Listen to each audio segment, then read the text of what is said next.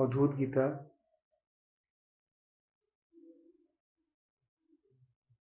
first chapter, 27th verse.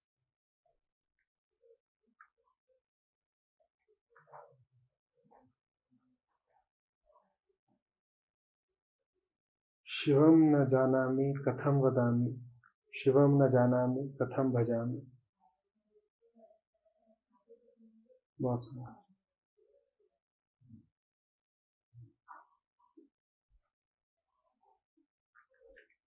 I do not know Shiva, the truth.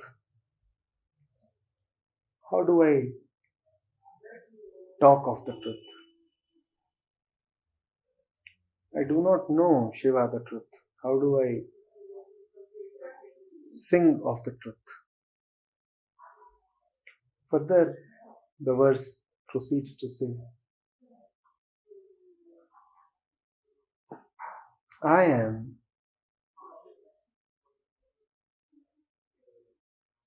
the benevolent,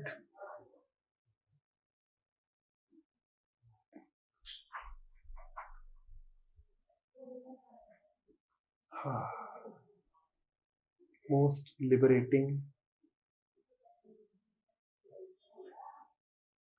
and sky-like truth.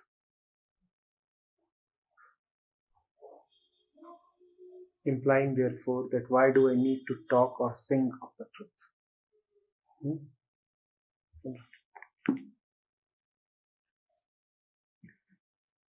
Shivam na janami katham vadami. I do not know the truth. How do I talk or sing of it? Katham vadami, katham bhajami.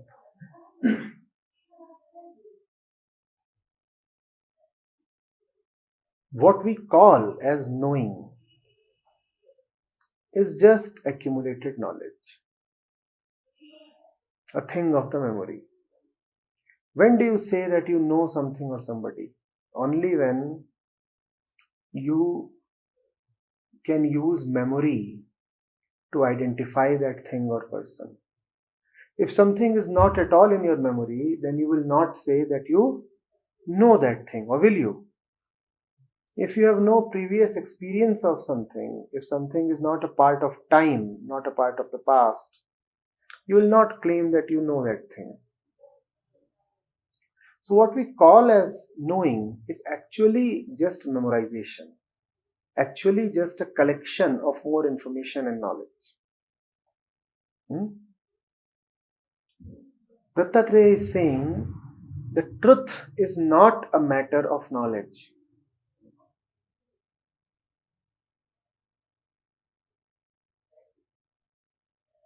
Only knowledge can be expressed in words, so you cannot talk of the truth.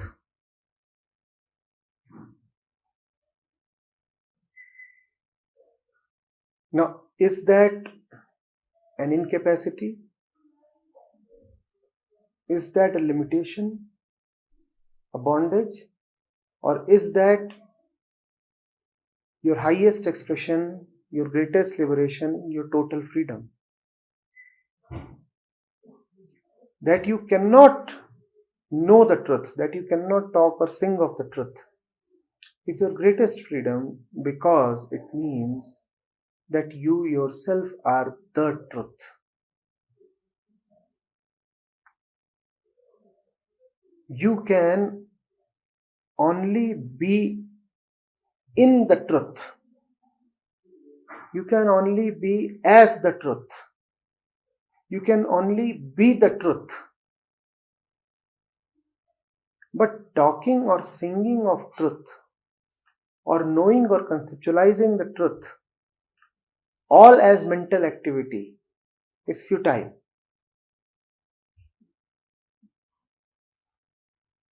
In the world, you say that you know when you have an image, when you have a name and a form of something, somebody. In essence, in spirituality, you say that you have really, really known only when you forget all about forms, names, knowing, talking, singing. When you have forgotten all about knowing, then you know. When you fail to express through words, then you have really expressed.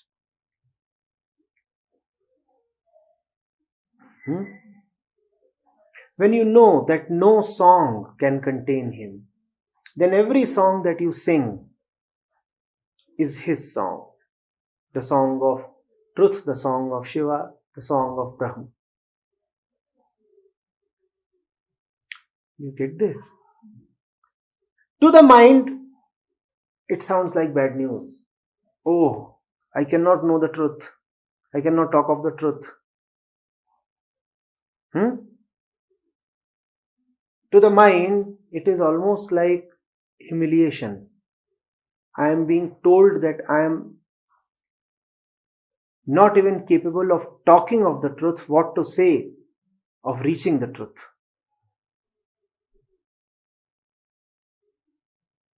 But to you, it is very good news, because it is being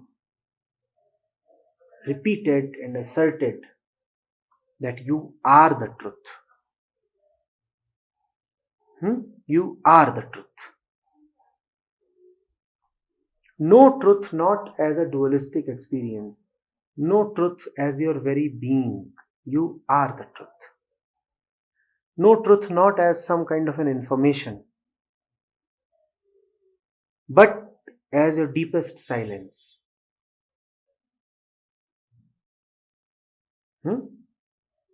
No truth not as some thought, but as the center around which all thoughts move, but which itself is unclouded by thoughts. Getting it? These are two things that go together and parallel and appear to be opposites. One, you cannot know truth. Second, you already know everything about truth. You already know the truth itself because you are the truth. And these two go together. Why don't we know that we are the truth? It is because whatever you call as knowing is not knowing at all. In the name of knowing, you just collect data. It is mind. The mind can only accumulate information. The mind cannot really know or understand. So will you say that is pure knowing, not a feeling? It is not a feeling. No, but not like emotion, but more like... No, not even that. It is a pure relaxation in which thoughts, feelings, intuitions all have no meanings. It is more like a cessation, a gap, a breaking away from the whole rigmarole of thought, thinking, feeling, acting. So truth is nothingness. Is truth nothingness? For you, nothingness is something. So even if I say truth is nothing, you will translate it to mean the truth is something. Whenever you say nothing, don't you have an image of nothing? So for you, truth is nothing, and that means truth is something. That is dangerous. But for me, my experience is more like a kind of space, something like a, I don't know, like a, what you call it, something holding things. The experience of daily living or the experience of truth, which? No, what I feel is the self. The self? Will you feel this way if all your memory is wiped out, will you still remember the can and this, that, sky, whatever image you have? Will you feel this way in your deep sleep? You won't, right? So all of this is felt only in the conceptualizing state of mind, only in the waking state of mind. And what is it that the mind experiences in its waking state? Thoughts and ideas. So this is just a thought, an idea. It is not the self, not the truth, not Shiva. That is whatever we will say, it will be. It will be your own concept. Whatever you will say about the truth will be false. Whatever you will say in the truth will be true. Yeah. But beside the conceptualization, there is something, no? No, there is nothing called a God experience or a truth experience. It is a little different. When you are in God, then all experiences are godly. There is no specific God experience. Surrendered to God, all your experiences are godly. Not surrendered to God, whatever you do, feel, act or experience is ungodly. So do not give value to any one particular experience. If your mind is in the right place, at the right center, then all experiences will carry the flavor of the self. All experiences will be godly.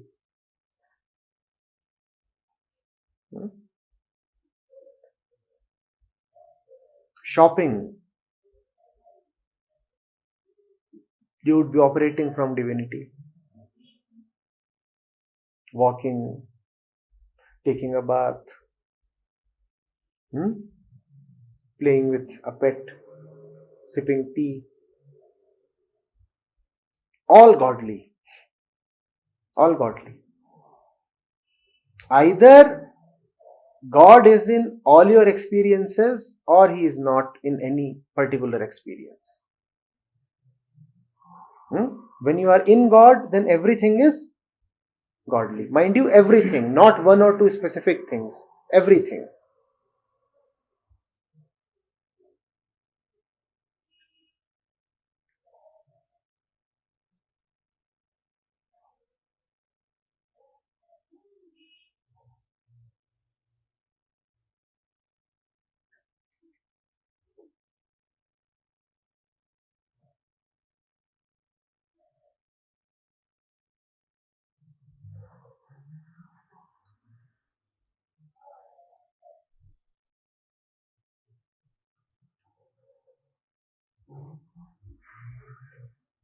So, for example, we on our mobile news blinks, anything, we see it, we feel like disturbed.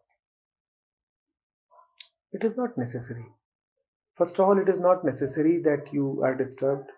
Second, it is not necessary that when you are disturbed, then you become the disturbance. Do you get this? Firstly, it is not necessary that the mobile phone or whatever creates ripples in the mind. That is not necessary. Secondly, even if it does create ripples in the mind, it is not necessary that you become one with the ripples. Ripples are only there on the surface of the sea. Deeply, the sea is quite calm. You can stay deep.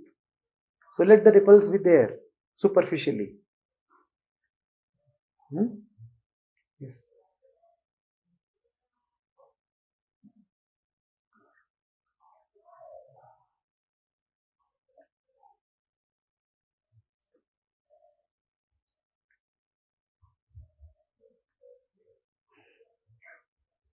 Yes, of course. But when we drop all the conceptual idea, all the thought, there is something, this awareness type, is it not the same? But that awareness is not a thing of experience. Also remember that you need not drop ideas and concepts. Ideas, concepts In practical daily living, they have a certain utility. So you need not just wipe them off from your memory. Let them stay. Poor things, let them be. Just don't take them seriously. Just don't think that one can contain the truth in his ideas or her ideas. Let them be. Awareness is not an idea. Awareness powers all ideas. But no idea is big enough to know awareness. In fact, idea could have known awareness had awareness been an object, something limited, something that existed. Awareness is something that is non-existent. It is an absence of disturbance. It is a very relaxed silence. It is like the waves of disturbance have now just subsided. That is awareness. Yes? You are operating in consciousness, you are trying to know through thought. And trying to know through thought was such an effort. And now you have just known. After you have known, do you still need to continue thinking? That is awareness. So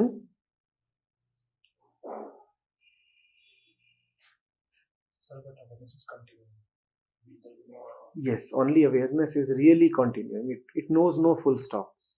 Thoughts has beginning and ends. Awareness has no beginning, no end. So even in deep sleep? Yes, even in deep sleep you are aware. Even when you think you are unaware, you are still aware. Is awareness non-separation? It is not even separation. It is not even non-separation. Because whenever you say non-separation or separation, you will be able to give a definition to it. And the very definition of something is its boundary. When you say non-separation is this, then you are saying non-separation is not that. So you have created a boundary. And awareness does not know boundaries. In awareness, boundaries are dissolved. That's why it's not a thing of mind.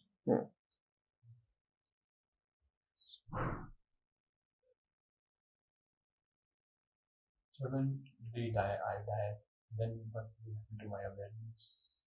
It was not yours. Is it something personal? Does the person exist in awareness? Had it been yours, it would have died along with you. Does time exist in awareness? That's time. So what do you mean by after death? After implies time. That I am gone, now time is still continuing. Awareness and time are not in the same dimension. Awareness is the same as the self, the truth, the Atma. Awareness also sees time.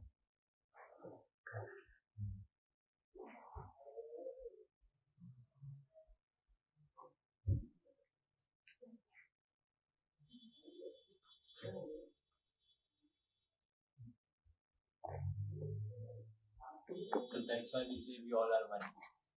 One of the reasons. But a few days back, you said something about someone having an experience of feeling that his awareness was also going through like the water, the insect, something like this. And you said like this is just illusion. So if the awareness is not personal, why is it not possible that once we are really in this awareness, we are not getting closer to each other? If we are sharing the same awareness? You see, we just said that in awareness, there are no boundaries. The moment you say each other, what do you mean? Boundaries and boundaries and more boundaries. Each other. Me, him, and that is all boundaries. In awareness, others don't exist. In awareness, others don't exist at all. the very absence of otherness is awareness. If you are still seeing others, you are hardly aware yet. Unless others are not there. Even you are not there, because if you are there, then others are bound to be there.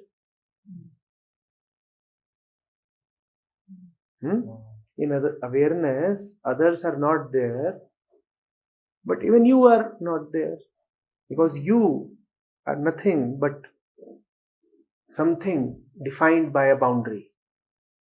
Physically, you are defined by the boundary that the skin is. Mentally, you are defined by the boundary that the ego is.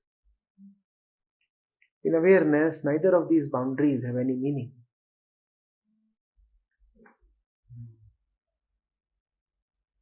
In fact, there are no meanings at all in awareness. Awareness is pure relaxation. Experiencing nothing, identifying with nothing, existing as nothing. Does it mean that one does not exist in awareness? Well, one neither exists nor does one not exist. Because both existence and non-existence are just concepts. And concepts don't exist in awareness. Great silence. Awareness is just a great and highly eloquent silence. A silence that speaks, sings, makes you dance. That is awareness. You're already there. I know. Just don't prevent yourself from dancing. All is set. Just be one with the dance. Step in, join the dance. That's all. All is ready. Nothing is lacking. Sir, how Ashtabhakra connects the word joy with this state, awareness? Yes, awareness is joy. Just as we are talking of awareness as an absence of all disturbance, similarly, joy is the absence of both happiness and sadness.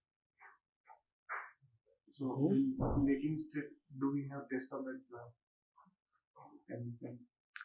See the question, look at the question. The question says, can I have a taste of that joy? And what is this I?